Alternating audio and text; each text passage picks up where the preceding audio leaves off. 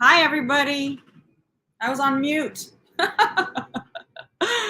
How's my audio now?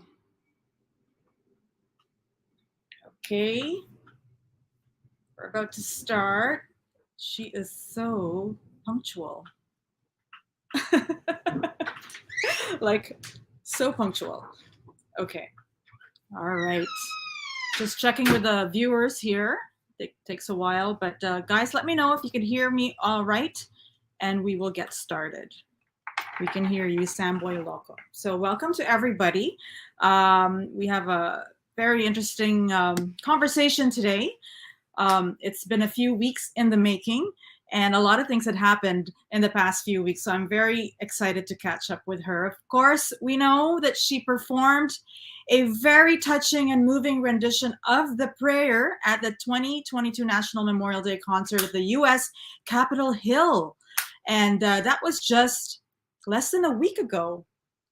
And she is now currently on tour called the Lea Salonga Dream Again UK Tour.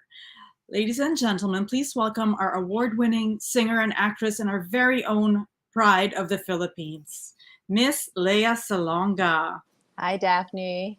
Hi, Hi, Lea. everybody. Hello, everyone. Oh, I'm so glad that you were pushing through with this. Where in the Yeah, world are you? I'm actually still in New York. The UK tour will not begin until the middle of this month. So I have a little bit of time to just relax and chill. Um, and then that's it. And then I head to the UK for I don't know how many cities we're doing, but we're there until July the 2nd, and then on July 3rd, I go home. Um, and then after that, I don't know. I don't know Home what is happens after home Manila. Home is still in Manila, of course. Now, you've been in the US, so you tell us about the Memorial Day concert, how that came about. Oh, okay. Well, everything is coursed through my manager here. His name is Josh Paltz. Wonderful, wonderful guy. Wonderful manager. Um, Always impressive and makes things look easy. And there I am Yeah. facing the US Capitol. Um, and the I guess the request came from the organizers of the concert, and apparently, according to them, they had been wanting to get me for a while. And whether I was unavailable or just away, so I couldn't do it. And then I was, everything aligned so beautifully for this Memorial Day concert that I was able to be a part of it this time. So it was actually there is preparation, and there are weeks of discussions with, okay, let's make sure the orchestration's in the right key. And then I also do my own research because I knew that it was going to be a solo version of the Hmm. prayer, and it's very well known as a duet, and I don't think it's sung as a solo Hmm. a lot. But then I started to go on YouTube and look. So I went through quite a few versions of the Hmm. song. And then I'm like, okay, I need to go to Celine Dion. So I looked for Celine Dion solo The Prayer. I mean, she's the one who really made the song so popular. So of course I have to go to her, and I think she had sung it live in concerts. And then I sent a reference of her singing this in concert solo with the organizers and said, can I sing it like this? Not exactly like Celine, because Celine is Celine. But can I use this as a reference? And then we had a Zoom call, and the organizers basically said, you can sing it however you like, lean into it however you like. And the orchestrator signed off on it, the producer signed off on it. So it was one of those things where, way before the event, so many things needed to fall into place in exactly the right way, so that by the time I showed up um, at rehearsal, and then there's a whole other thing about um, getting to DC from New York. Thank goodness I was just in New York. So that when I showed up straight from Union Station, I took the train because my flight was canceled. I was supposed to fly into DC from New York, but the flight was canceled on the day I was supposed to head over. So the organizer scrambled to get train tickets for me. And so out of the train station, right to the stage. What? And, yeah, from the train station. Right With to your the gown? stage. I mean, No, you no, had no, your, no, you no, brought no, your no. gown. It was there. No, I have rehearsals. Okay. So calm down. I got there on Friday. So it's one of those things where there's a lot. So I rehearsed on a Friday afternoon, no, Friday evening, and sang the song once with the National Symphony. And then I looked around and I said, is that okay? Does anybody need anything? Do I need to do this again? And they said, no, you're fine. And then I headed to the hotel. So that to make a rehearsal like that last all of 3 or 4 minutes, there was a lot of prep work that we needed to do. So we needed to make sure that the key was all right. We needed to make sure that, lyrics are in the teleprompter, and that teleprompter is massive. That we had to make sure that everything was right. The only thing that was uncooperative at the rehearsal was the weather. Because it was raining. And I think it started, there was a downpour right around, I think there was a downpour before and then a downpour after I left the venue. So by the time I got to the hotel, I was like, oh, it's really raining. Wow. That version was different. It was different from, I've heard you sing The Prayer live with Josh Groban in 2019. Me in my wheelchair and my broken leg on my birthday. And that was on my birthday. I remember that. You were seated and you hit the highest note. And I was like, okay, she's injured. She's sitting and she's belting it out. And this is quite... Yeah, that was amazing. Thank you. But this was different. It was more, it was very solemn. Yeah. And did you do that because of the audience that you were commemorating? It's the occasion. It's the gravity of the occasion. We're basically Memorial Day is remembering those who have served, remembering those who have fallen, remembering those who have served and who have eventually passed away. It's paying tribute to, especially for the Gold Star families that were there. Oh, wow. I mean, that the sacrifices of the people that they had lost were not in vain, and they were in the efforts to protect the United States. And I was already prepped by I think one of the producers, because I was singing right after Taps, right after that trumpet solo, and that trumpet solo is a famous one because of what it means. Like my daughter asked me, "What is that? What is that?" And I said, "Yeah, Taps is. I think it's usually played like at the end of a day, so." I think for the occasion, it was more of, a sign of respect, and that it's a solo. I think it's a solo bugle that was playing it. It's very solemn. It sets you up emotionally. It's not. This is not the time to show off. This is a time to be respectful, and as one of the producers said, this is going to be the most solemn moment of this concert. Oh, yeah. So for me to hear that, and whoa, did you have to fight back tears? Actually, no. I didn't have to. I tried to just look away from any, flesh and blood human, because I knew that once I made eye contact with someone, it's like, okay, I wouldn't be able to do what I needed to do. So I really I needed to focus. The prompter was right in front of me, which was great. And I also had friends in the concert, and we were joking around, and we were just having, fun backstage, which was really nice to have.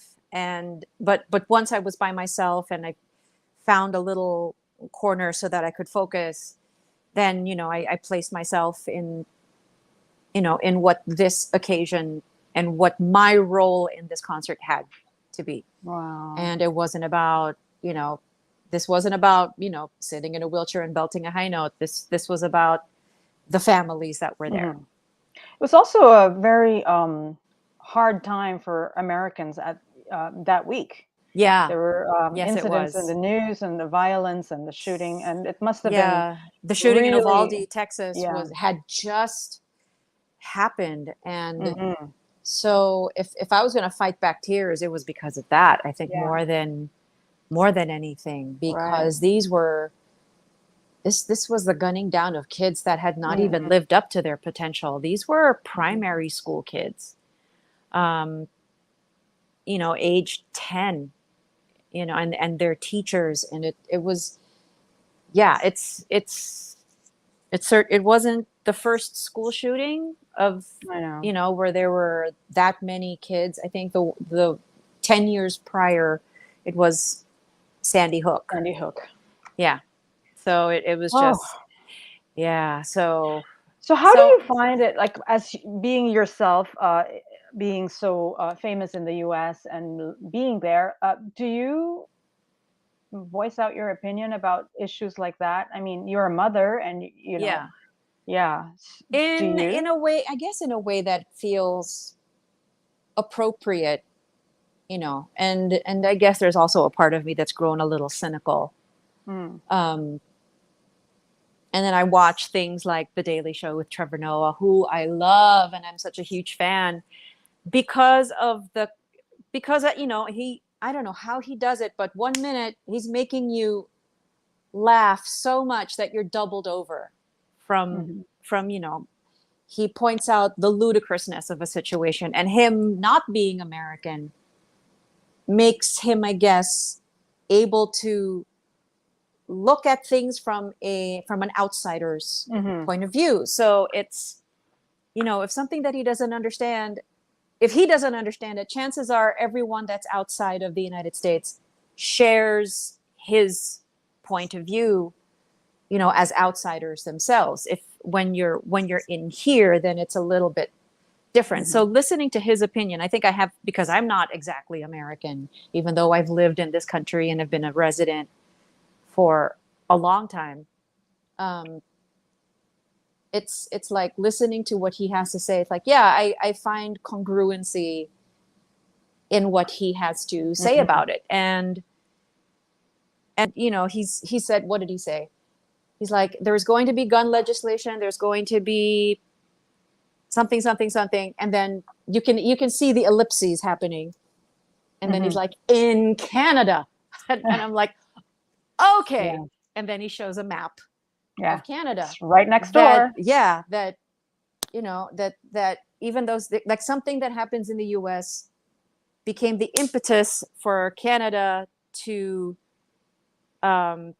propose common sense gun laws and buyback schemes. I'm like, right. Canada? Really? I just thought it was interesting that things happen in the way that they do. And in Australia, I think there was something that happened in 1996, and then immediately action was taken. So, yeah, I know. Makes you wonder why they can't. It makes you wonder why it's unable to take place here. And I think that's a bipartisan concern. It's something I think that boggles the mind of, I think, people on both sides. Right. And regardless of political belief. And my thing is, it's not about just mental health. It's not just about easy access. It's all of these things working together. And even Trevor Noah was saying, I'm not naive in thinking that we'll be able to eliminate guns completely. And I'm like, yeah. And I know folks that need them on farms to protect the crops, and I get that. But does anyone really need a weapon of war Mhm. for personal, civilian use? That's the question that's Or in like my head. an 18-year-old to have easy access Yeah, to that. right. Yeah, I mean, just right. to buy a car. Let's just think I about know, that, just to because get a license for driving a just car to, oh even. my God, you need to have Yeah. a certain number of hours knowing Mhm. how to drive. And I mean, I was just going through a lot of stuff that I have to shred, Mhm. just things that have accumulated. And I found the receipt for my driver's ed from a million years ago. And I'm like, it's still alive. And it actually said, that you pay for so and so hours of training Mhm. in a car, with an instructor. And then you have to learn what the signs mean. Right. And I think there are different rules for every state. So I had to take the test both in New York and in California when I moved to LA, Okay. a million years ago. So I've taken that driver's test like twice. I never want to do that again. But I'm, just to, drive a car, you have to have so many hours on the road, Mhm. so many hours of instruction, and you have to have a license before you can even rent or buy. Right. So you have to jump through a lot of hoops Mhm. So in order to same have that. So same why is it so easy to you just walk in and buy one. buy a gun? Yeah, If you're I don't get 18 and that. above. I know it's Yeah. crazy. My daughter is speaking of driver's ed, she's learning how to drive, and in Canada, you can't drive right away. You get it's Mm-mm. graduated licensing, so you get your student permit and your student Yeah. license, and you can't drive the car alone for like, I Yeah. think 6 to 8 months. You have to have an adult with a license with you in the car, and then you can't get on the highway until like 18 months later. Yeah. It's really It's a hard. long In the process. US, I think once you have your license, then all bets are off Yeah, and you can pretty much do whatever you want. right. So I needed to take it upon myself to practice. Mhm. So I practiced getting on highways, exiting. Like I'll pick a random exit and then I'll try to find my way back onto the freeway, drive it. And a freeway in California it's not like driving in Manila. It's the speed is It's so fast. crazy. It's I would really fast, but same. after a while you get used to it. And you learn how to, weave your way in and out of lanes. And you just hope that you don't tick another driver off. Yeah. And it can be challenging. And apparently after COVID, um, I think drivers' behavior has changed a little bit. And I'm like, how so? Um, Maybe people aren't as patient. Oh, Maybe I don't got know. more. I mean, I don't know. Maybe people aren't as patient because maybe they haven't been interacting with other humans for a Right. while. Who knows? But apparently, it affected drivers' Oh behavior. my goodness. So when I started driving again, um, I just really made sure that I always made sure I signaled, that I would make eye contact with, just and made sure that they would let me in, and that I would always wave once they Okay. let me in. So I tried to be a model driver and polite as I could be, just so I wouldn't, That's amazing. just so that let's keep peace on the road as At much as least there, possible. At yes. least on the road we can have peace and harmony. Oh, So I try to be as polite as possible, because I mean, I don't know what kind of day another driver has had I or know. is about to face going to where they're going. But yeah, Good attitude. I try. Yeah. But so the week that you were in Washington, did it coincide with, are you ready for this? BTS being with Biden, with President Biden? I was so upset. Okay, so I sang the song the day that they arrived. I think they arrived on the 29th of May. And so there was all kinds of photographs coming in that on the 29th of May, which is also one of my best friend's birthday. So I actually missed his birthday, which happened in the city here in New York. So they arrived on the 29th of May, which was the night of the concert. and then the 30th was a Monday, which was Memorial Day. That afternoon I went back to New York. So BTS and I were in the same city for, I don't know, for a number of hours. And then it was like, bye and enjoy your discussions with President Biden. I'm thinking to myself, but yeah, I just saw the video and it looked like it was a very fruitful and lovely visit, and that they got to visit with the vice president, who is Asian American because her mother is from India. So I'm like, oh. So I might have been, with all due respect to President Biden, I might have been more thrilled that they got to meet Vice President Harris. Right. You know, I think I was, as a woman and as someone of Asian descent, I was just so floored that they got to meet her. Okay, we got a message here from a comment from Amax McCoy. Oh, okay. Oh, I know who that is. Yeah, we know who she is. Was waiting for the BTS connection, of course. So we have we know that you are BTS Army. Want to tell us the story of how you became BTS Army? Okay. I think 2020 was when a lot of Army was recruited. And right. I think everyone was just, in this funk because of COVID and isolated and, basically cut off from the rest of humanity. I mean, I tend to live a pretty monastic, quiet, separate life anyway. I mean, it seems like I don't because of what I do.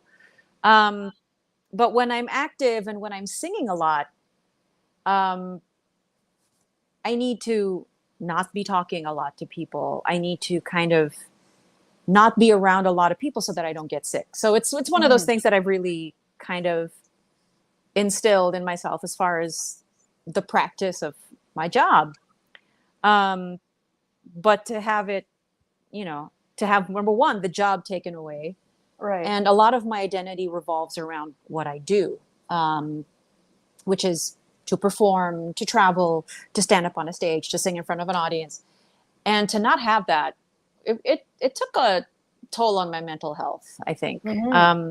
It's not something that I realized, I guess, at the time, but looking back on it, because I've now been able to go back on stage and tour and perform and travel again, it's like, oof, I was not in a good place.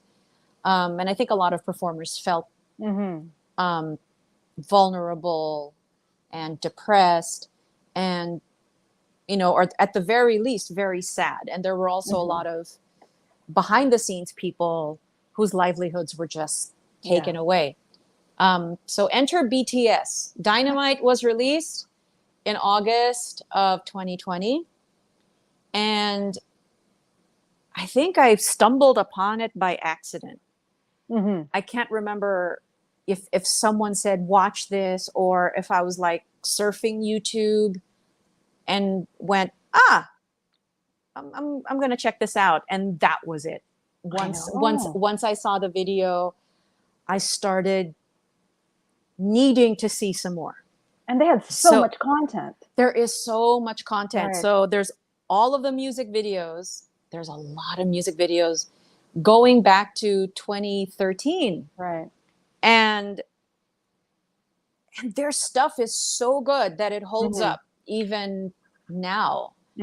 And, it's testament to the quality of the production, the songwriting, the choreography, the hard work. I mean, some of if you see some of the stuff that they had worn or the image that they were portraying at the very, very, very beginning, it's like, it's a little cringy. Like a little bit, because then you start to wonder, is this cultural appropriation because of like the hair and the wardrobe? And I'm like, is this appropriate? And then they moved into another era and I think they were slowly figuring out, Right. you know, who they were and what their sound is, which still seems to continue to develop. But the way they were handling Yeah. the pandemic, because they were also going through what I think They you were going through it too, because they went through, they were supposed to have a tour, Right. a world tour, and Did that you was relate all to them canceled. I did. as an artist? I did. I really did. And for them to say that they had to lock up and isolate, and that they were in tears, and that they were angry, and that they were going through the same emotions that everyone else was going through. I mean, you'd think that, oh, they've already achieved success, that, you know, why would they have any complaints? But, you know, you got to understand, you know, I think a lot of people need to understand that this is more than the paycheck. It's your identity. It's, you know, it's it's your passion. It's, if you're an artist, and if you have no outlet, or if the normal outlets through which you exercise and practice your art is taken away by something beyond anyone's control, it's like you can't blame anyone. It's like, what do you do? But for them to turn it into an opportunity, and for them to still be able to create video content for their fans, and for them to still be able to start, and I like that the wheels were turning. With there was this one thing, this Bang Bang Con that came out, where it looked like it was a TV studio, but with different setups that they did live stream, and there was no audience because it was silent. Yes, that one. And so, and then we're doing older songs, and then the thing that really struck me, that, you know, it was like, okay, we remember that we are in this pandemic, because I think they would shout out to their fans, but you would hear no response. Like, you couldn't hear anything, but you could see how many people were tuned in and watching.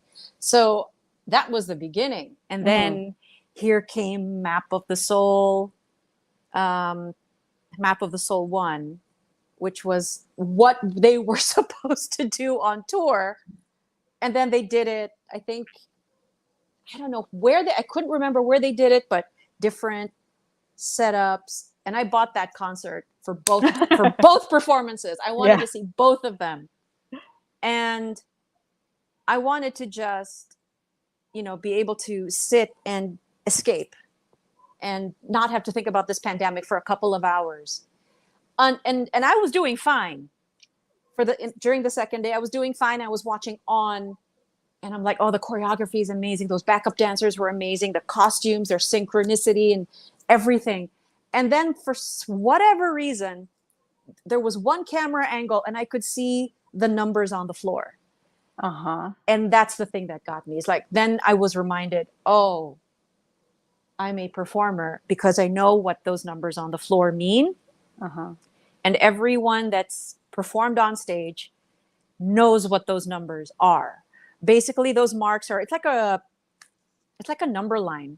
Center stage is 0, and then it's 1, 2, 3, 4, left and right. And, you know, as you're getting direction, and those numbers are always on a stage, and performers use it as reference for positioning, for hitting your marks, yada, yada, yada. And when I saw that camera angle where the numbers were, it's like I was reminded, oh, I'm not just a member of the audience, but I am a performer that understands what is happening.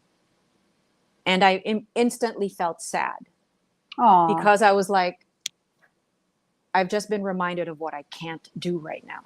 It's like, you know, as happy as I was for BTS, and as thrilled as I was for all of the audiences all over the world that got to see this concert, I think anyone that was a performer, that if they saw that camera angle at the same time that I did, I think we were all figuring, you know.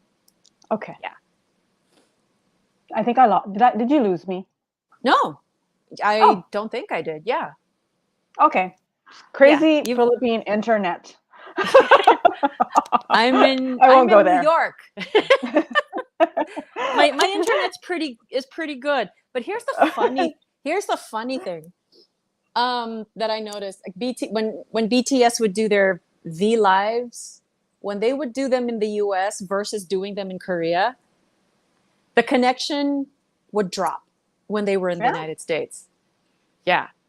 It's like the internet where they happened to be couldn't handle the bandwidth of millions of fans tuning in at the same time just to see them. I was like, ha! I thought it was hilarious. And so they would end up having to record and then uploading it later for people to see. Like, so who is your bias? Who is your bias? V. I'm sure you got to ask. V. Because V. Okay.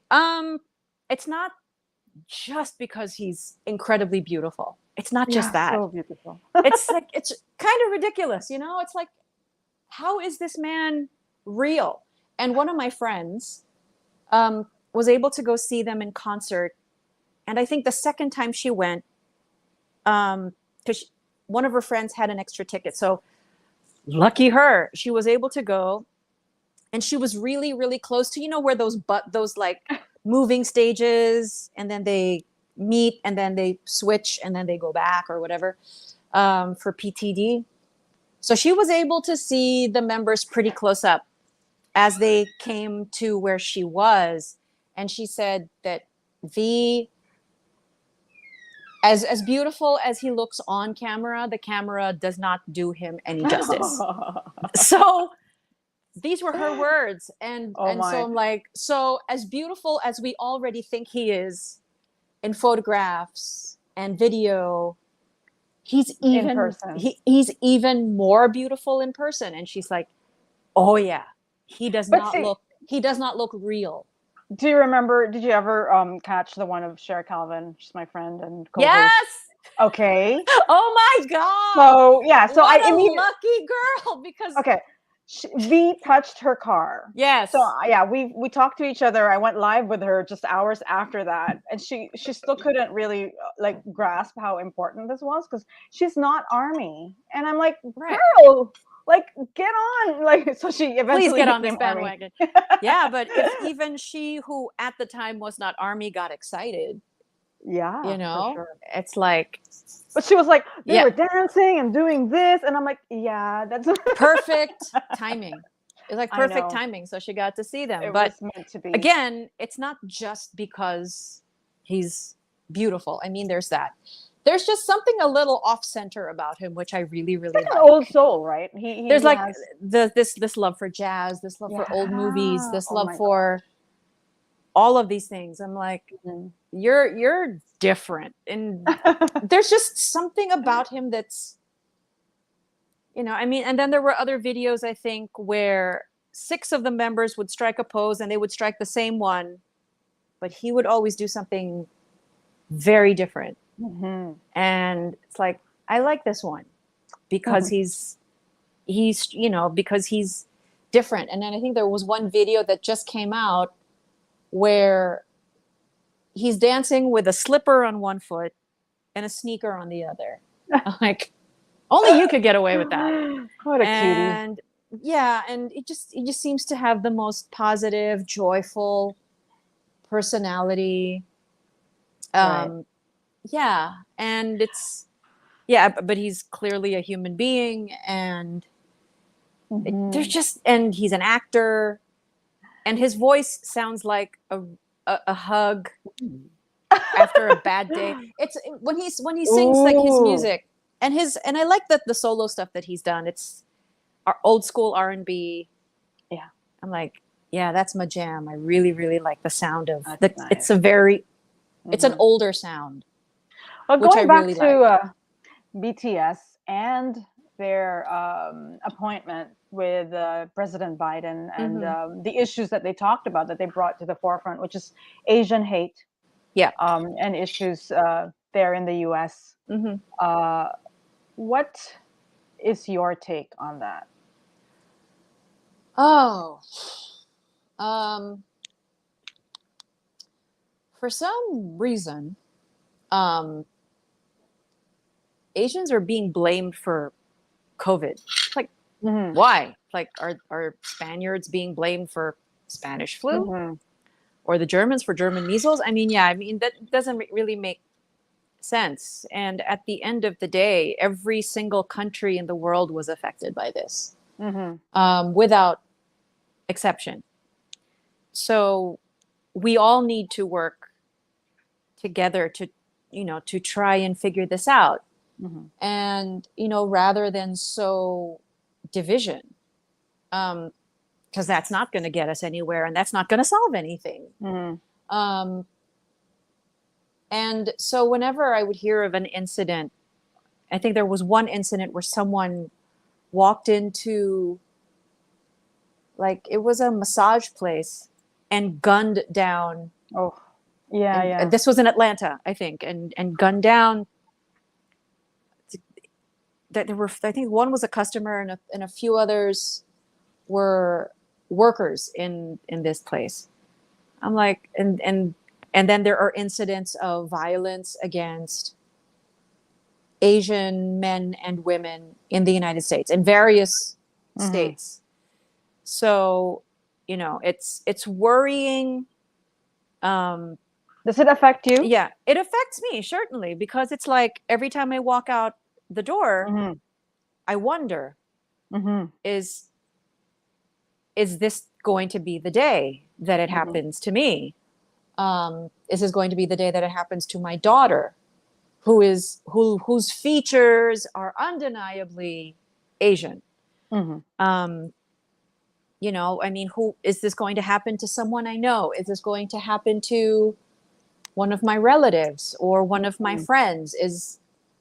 And it's something that's always in the back of my mind. Um, so I've avoided the subway, Mhm. and thankfully wherever I need to get to, I can walk. Mhm. I keep a mask on, and I walk fast, and just whatever I need to do to kind of defend myself. Um, because obviously I can't erase my features, and I can't Mhm. pretend to be, someone. But I think there are, I read somewhere that someone messed with the wrong Asian one day, and someone fought back. This is the Filipino It nurse? was the Filipino nurse, who apparently comes from a family of boxers. Right. So someone messed with her, and Yeah, somebody spat she's on her and she just somebody, no, spat on her boxed her. hand, wiped Yeah, it and on her. oh, And gross. first of all, unsanitary, gross. Oh, And second of all, don't mess with someone, because you don't know what yeah. could happen to you. And so someone got clobbered Mhm. by an Asian.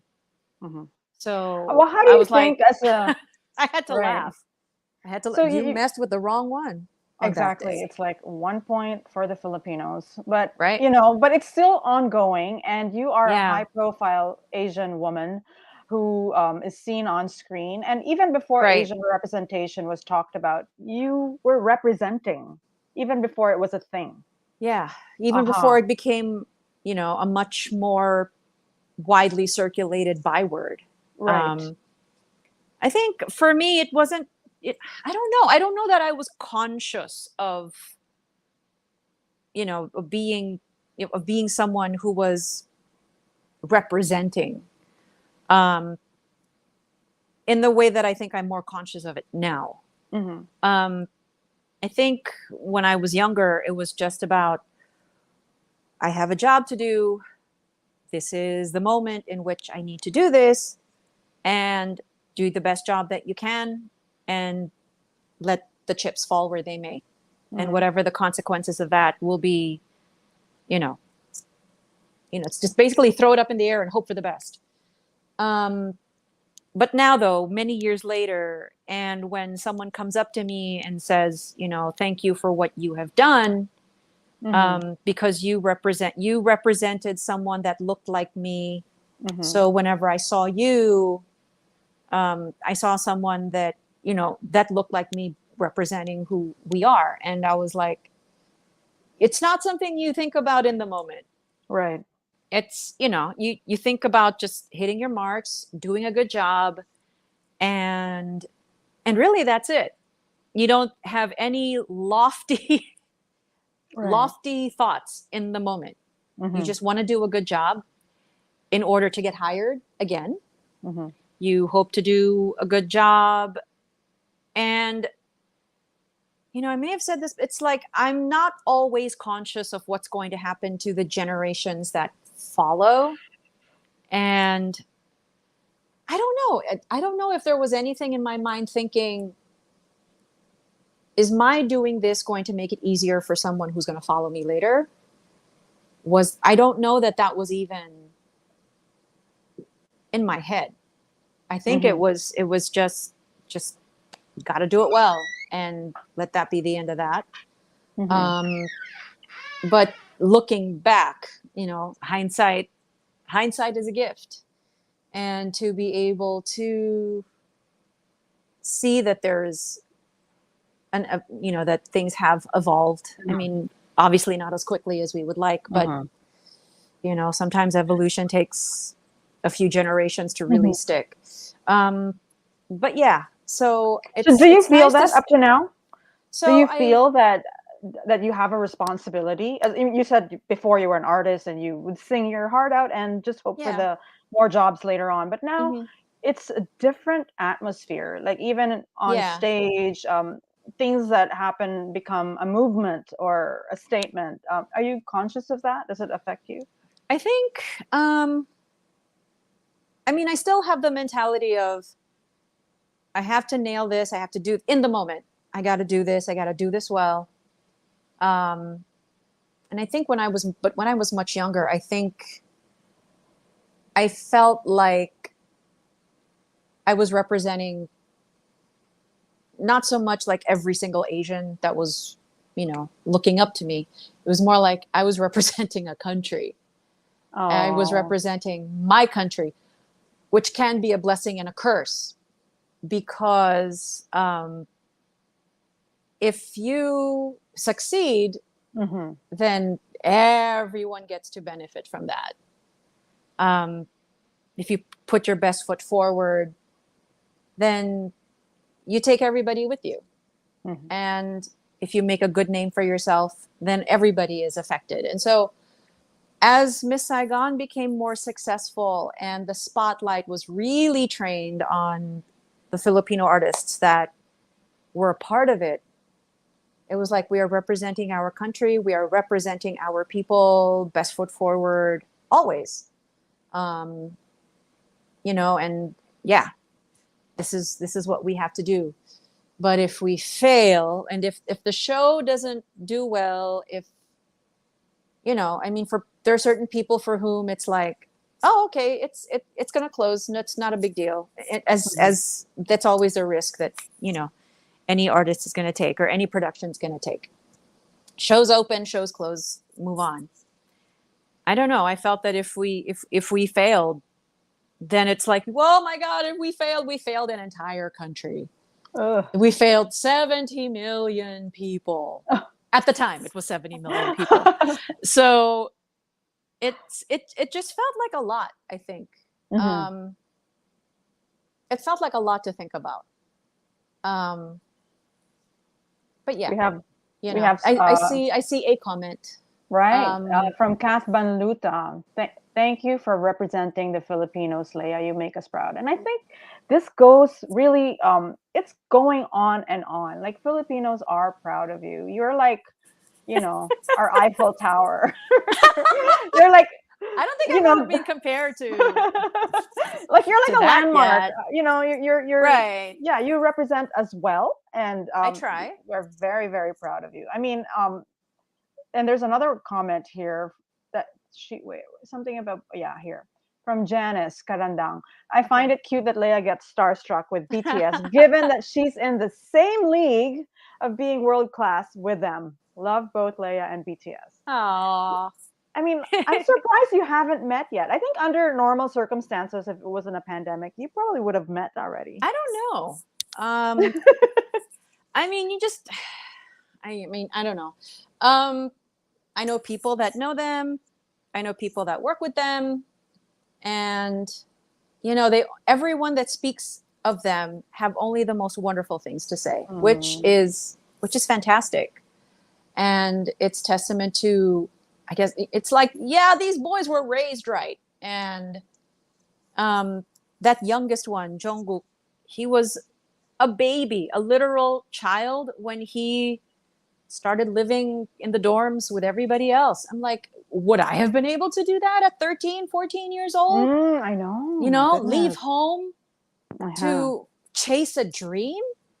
Right. It's like the kind of chutzpah and courage and determination Right. that this kid, I mean, obviously he's not a kid anymore. He's 24 years old, but this kid, this literal child at a very young age, I mean, intimidated by a big city. And I think he was describing it like the streets are so wide, and it's like, am I going to survive this? And clearly he has. Right.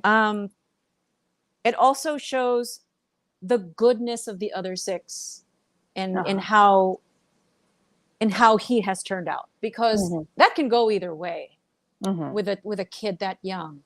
It can, and by all accounts, he seems disciplined and hardworking and doesn't take anything for granted, seems really, really grateful for everything that's happened to them.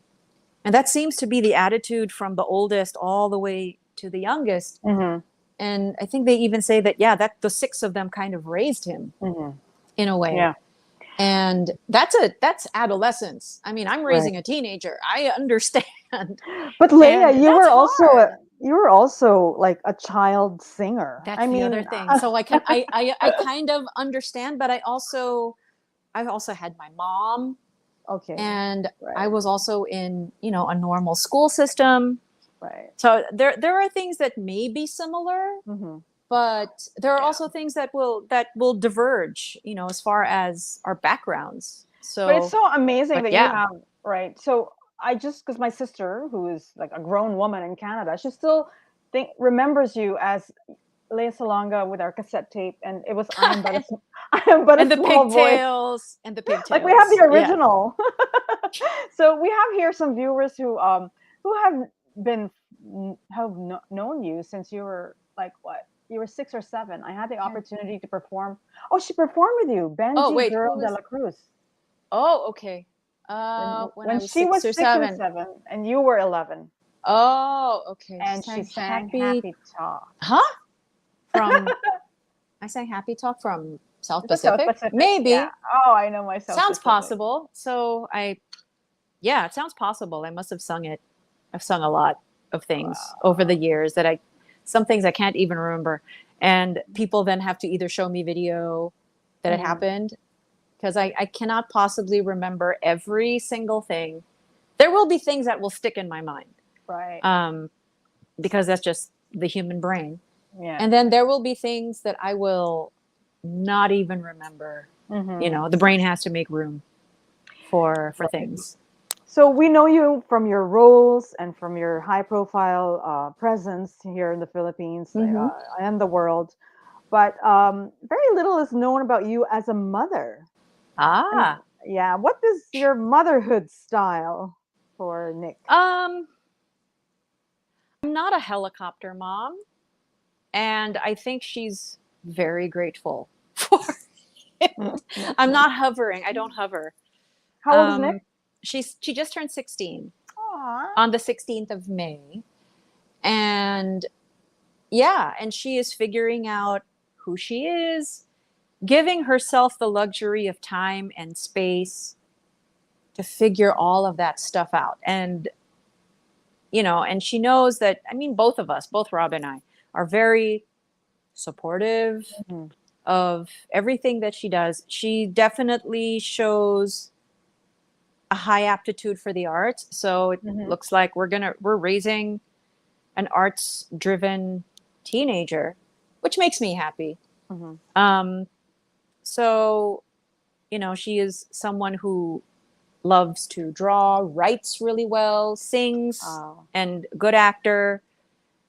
So yeah, so that is my child, but she definitely has her frustrations, and so I try to be, I try to be as honest with her as possible, because she's not a little kid anymore that I have to necessarily protect from the world. I have to now start to make sure she's able to defend herself in the world. Um, yeah, and I think she's growing up, feisty. Was it And hard because you're a celebrity? Was it hard? Or no, no, no, no. Thankfully not. I mean, I don't, I don't handle myself like a celebrity in my private life. Mhm. So I think people at some point, it's like, it's not so, it's kind of like they forget, I think. Um, yeah, I mean, I normally dress up in sweats, Mhm. no makeup, hair looking like I just rolled out of bed. Um, just I have a watch, I have a pair of sneakers on. It's like I have to dress up in a no nonsense way, usually with a pair of glasses on. Um, and of course nowadays with the mask, I don't think I'm ever going to stop wearing wearing wearing Okay. one. It's not just COVID that's out there. So Right. given my job, I have to combat any Right. sort of Anything, right. any upper respiratory Mhm. infection, and I am susceptible to everything. So Mhm. um, I for my own sanity and my manager's peace of mind, I have to I have to do everything I need to do to stay safe and protected. Mhm. So on planes, in airports, on the train, when I walk around, um, It's now your yeah, lifestyle. It's it's here to now stay. part of it. And if there's a dinner party, everybody's required to get tested. Right. And I mean, the home tests are, I think they're easier to get now than they used to Right. be. And they're So it's relatively like, cheaper. yeah, it's really Mhm. not expensive. You get a kit, and there are 2 tests in the kit.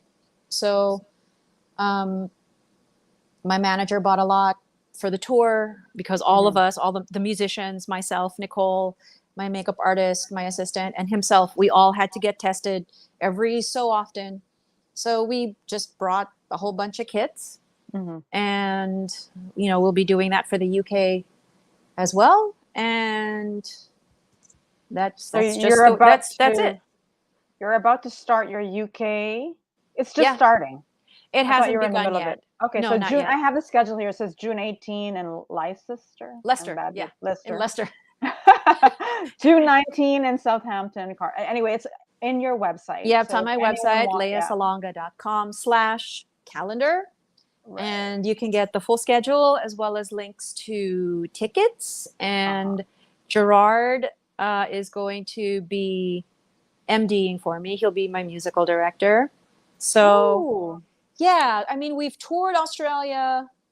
We have we've done a few shows in the US, Mm-hmm. but not like the tour that we had just done. And I have to work around his commitment with the Malaysian Philharmonic. He is currently the resident conductor.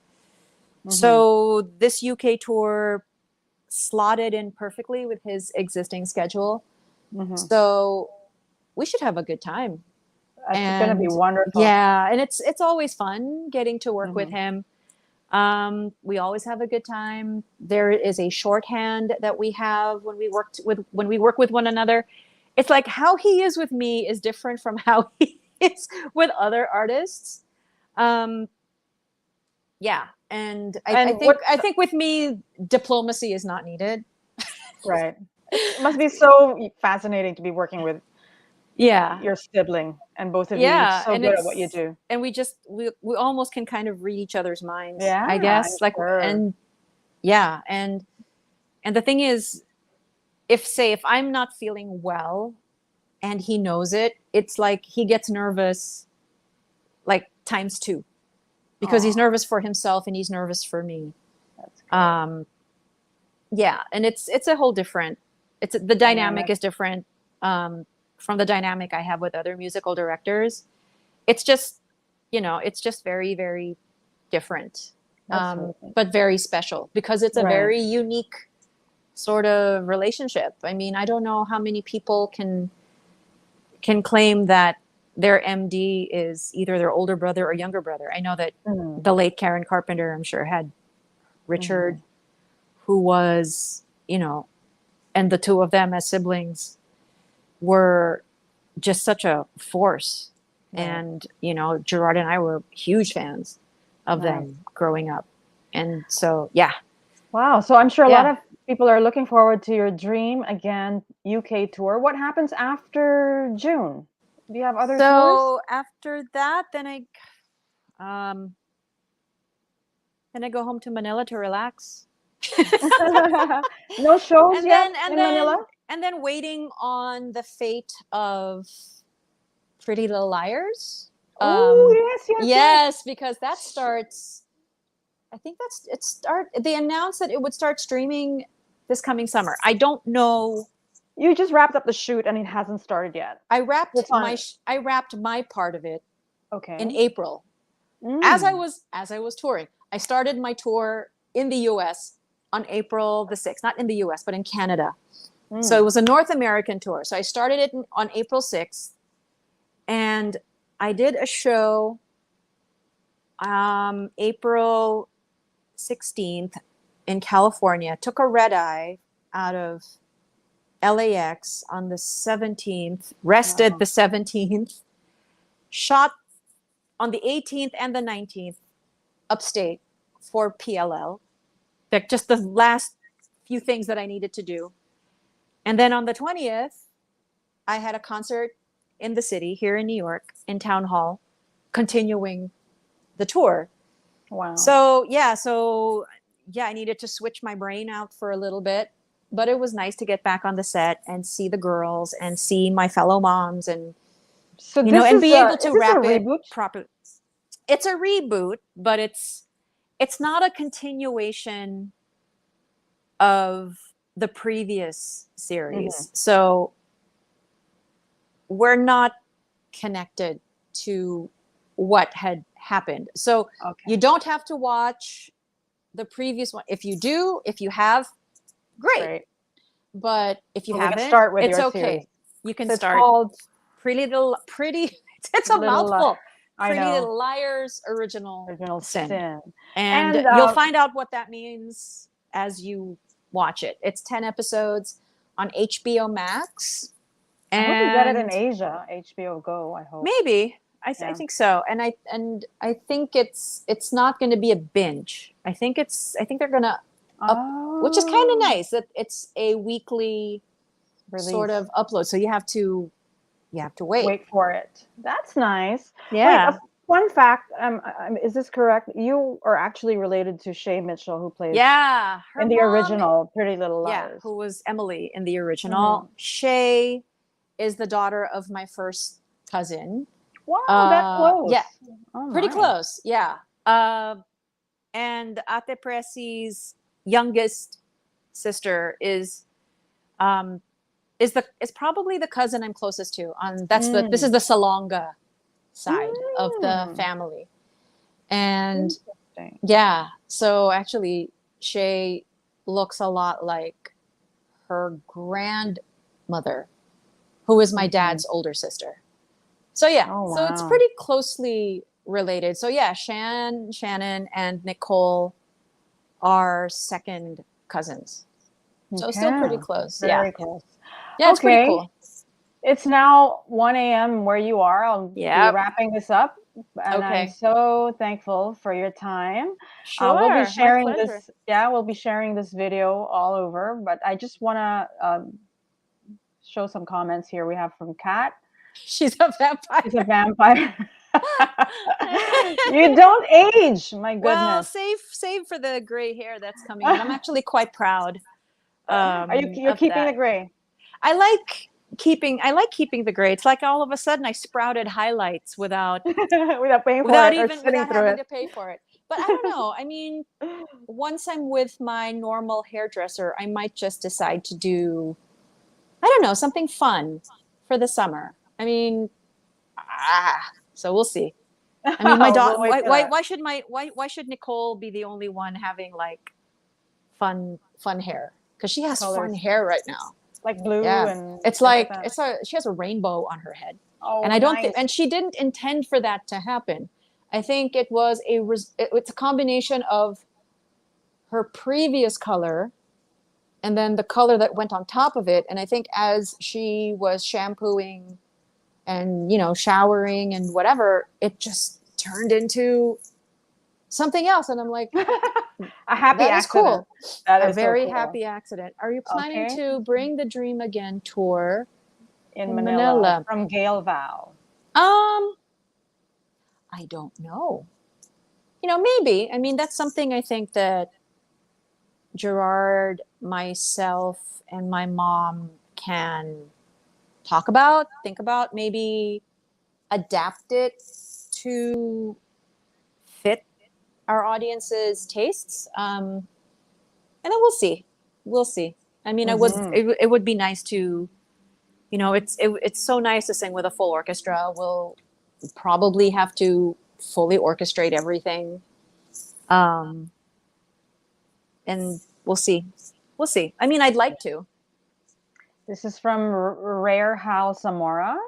I'm Mhm. one of your fans from Iloilo City, a cancer Eh. warrior. Whoa. And I'm listening to your songs every time I have my chemo treatments to make me relax. I'm also a close Aw. friend of Jesper Mercado. I think you know him. Yes, I do. So I Yeah. hope I can Incredibly attend your talented concert. piano player.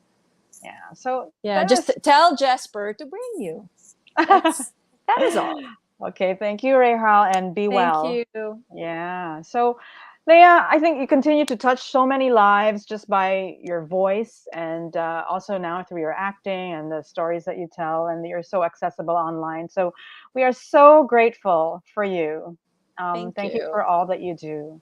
Thank you. Thanks so Yeah. much. I mean, Eh, um, yeah, I mean, there are people who have said, things about actors or people in show business na, ay, artista lang yan, or, and that take that quite personally.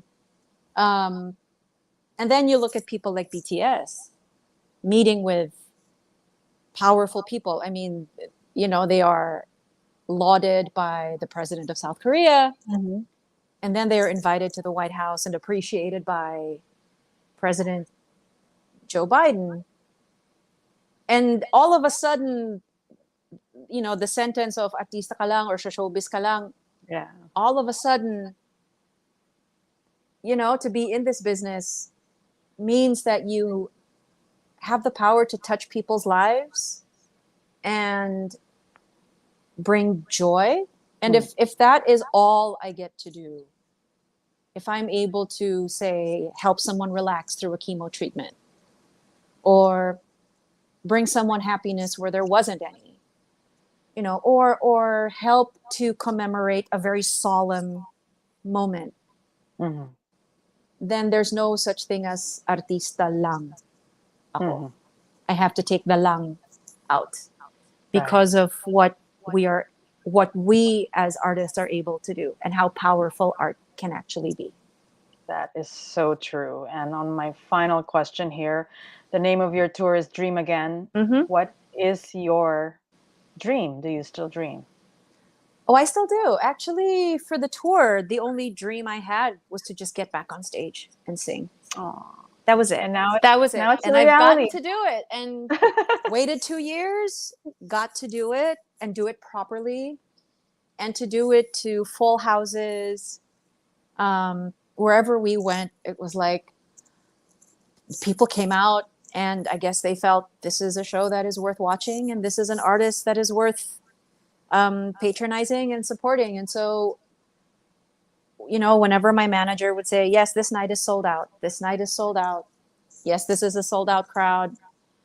And I just felt like, wow, it was like, I just had no words every time you would deliver that piece of news. And so I'm just so grateful that the tour went well as it did. And, grateful for all of the audiences that came. And shared of themselves to be there. And I'm just so appreciative of how everything went. You know, yeah, sometimes I will complain that this is such an early flight, or my bags are so heavy. But and then my manager will remind me, yeah, but for 2 years you didn't do any of this. For 2 years you didn't go on a stage. For 2 years you didn't get on a plane. And then all of a sudden, every few days we were in an airport and traveling.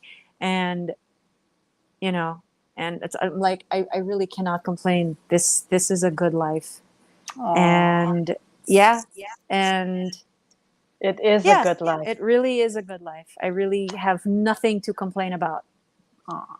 Well, thank you. And on that note, Lea Salonga, we wish you well. Thank you. And we will watch out for your concerts and for Pretty Little Liars, Original I'm so Sin. excited. I'm so excited for people to see it. I just Oh, did okay. like a looping session. I'm sure I have another one or two left to do, but I got to see a little bit of it, and I'm like, oh, I'm so excited for people to see it. I think people will really, really enjoy it. Thank you so much. And I'll Thanks, let you go Daphne. now. Have some nice rest and hello I to will. Nick and take care. Take care, Okay, everybody. bye, Thanks for Leah. tuning in. Thank you. All right, guys. Okay. Bye, Leah. You can look. I'll kick you. Oh, there she is. Okay. All right. Well, that was the Miss Lea Salonga. Thank you so much to everyone who tuned in. I promoted it a bit late again. I ask you all to please share this broadcast in your social media. And I'll read some comments before I go. Thank you for participating in the Q&As and the comments and for sending stars, guys. Like, you're so sweet. From Sarah, we should not put lang on whatever status or work we have. Self-worth is important. Thank you. Yes, that is so true. And from Ali Lang, my dream is to see you sing on stage. You inspire me to enjoy the music and the talent I have developed. Yeah, Lea Salonga is amazing on stage. Last time I saw her was when she was a guest of um, Josh Groban here in Manila. And that we talked about that in the interview. And she was in her wheelchair and she was singing her heart out. It was so beautiful. I've seen her in Les Mis and in Miss Saigon, Manila version, Manila production. I think I saw her as Eponine. Yeah, she was Eponine because she did sing as Cosette and Eponine in her career. Uh-huh. Bridget Natividad, Lea Salonga is my stress reliever. And from Isa Coliano, I want you to know that you're loved by a lot of people around the world. Purple heart for you. Okay. Vanessa, going back to acting like film. We didn't talk about that, but she did say that she is in Pretty Little Liars Original Sin, which is about to air soon. If BTS helped save your mental health, you definitely saved ours. Thank you for being a source of joy during this time of uncertainty, right? Amazing woman. And there are people asking about where to see.